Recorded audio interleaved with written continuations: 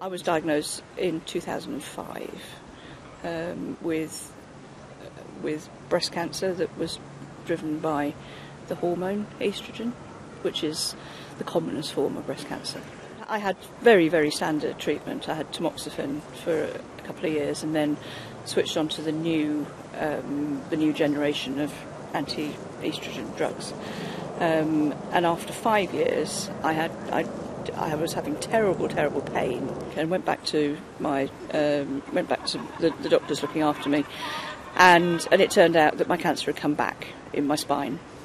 It was a terrible shock. I assumed it was a death sentence, and it was only when I talked more with the doctors and things I realised that many women live for many years with a diagnosis of breast cancer.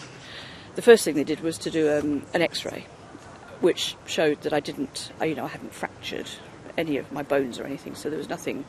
I hadn't actually broken any of my bones, so there was nothing. It wasn't as if I'd fallen down or something. But then I went through a series of tests, and which took about 2 weeks, I think. And in fact, towards the end of it, I ended up in hospital because I was so unwell, and it was one of the scans that showed up that I had cancer in my spine, and it's the worst, absolutely the worst thing that's ever happened to me.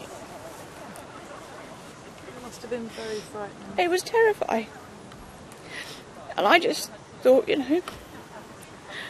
I've got a year, maybe 2 years. So we booked all the holidays that I'd ever wanted to do. I wanted to go to Vietnam, I wanted to go to the Galapagos, and so we booked all of those and had fabulous holidays. Nobody knows why these cells just sit around in the body and don't do anything, and then suddenly 5, 10, even 15 years later. So there's obviously an awful lot of research that needs to be done to find out what is happening. Now I'm 3 years down the line and I'm thinking, okay, I've done all the big holidays.